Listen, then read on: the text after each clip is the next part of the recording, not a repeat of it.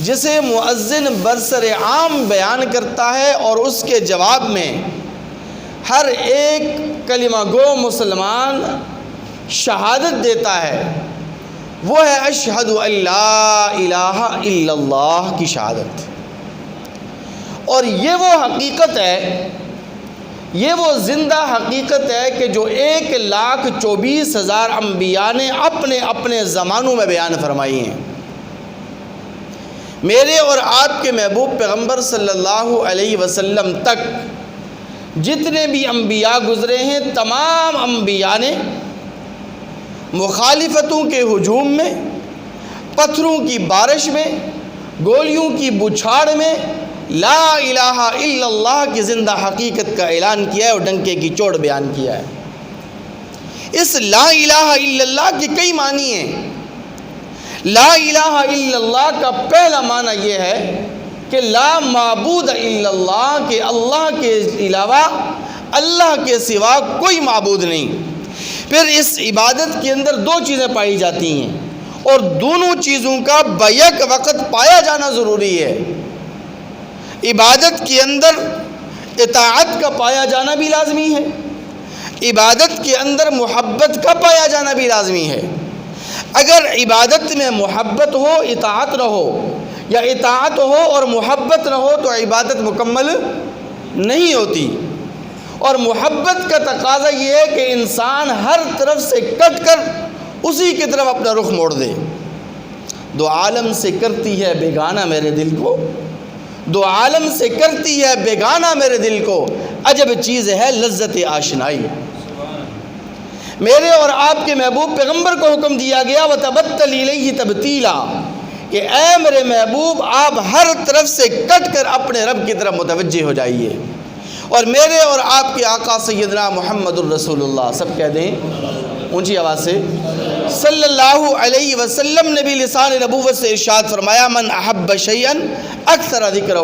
کہ جس سے محبت ہوتی ہے انسان اس کا ذکر پھر کثرت کے ساتھ کرتا ہے۔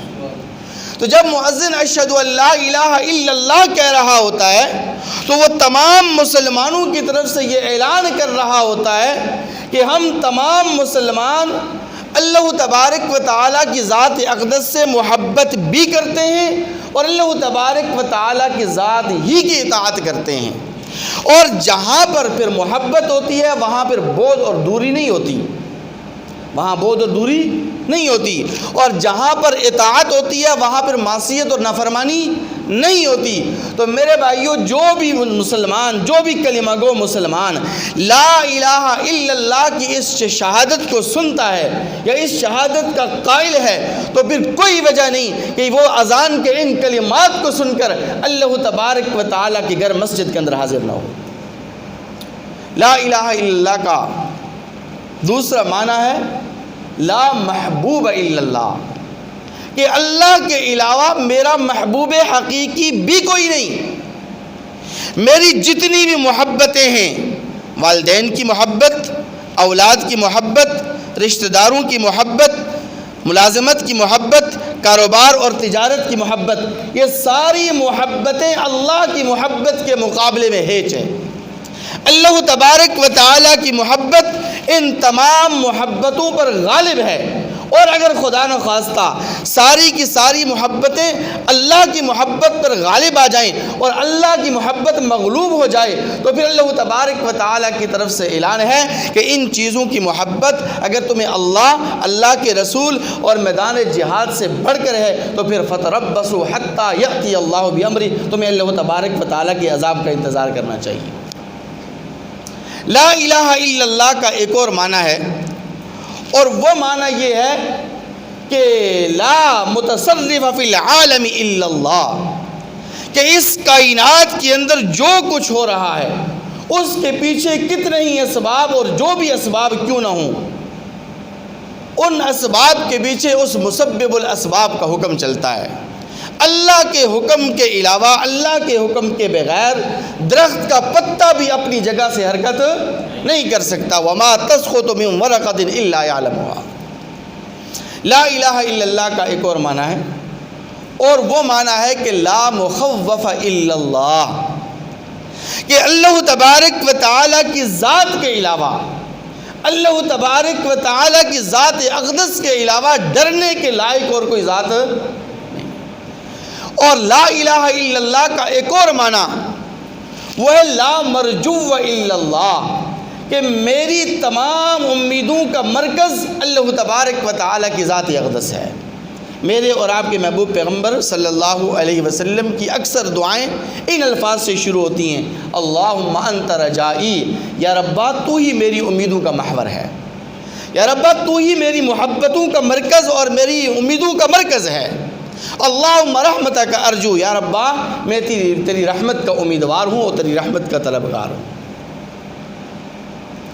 تو لا الہ الا اللہ کے ان تمام معانی کو سامنے رکھنے کے بعد اب خلاصہ کلام یہ نکلتا ہے کہ جب ایک مسلمان، ایک کلمہ گو مسلمان، کلمہ پڑھنے والا مسلمان اس بات کو تسلیم کر لیتا ہے کہ میرا معبود حقیقی اللہ کے علاوہ، سارے بولیں، کوئی نہیں، اور میرا محبوب حقیقی بھی اللہ کے علاوہ کوئی نہیں، میری امیدوں کا مرکز اللہ کے علاوہ اور کوئی،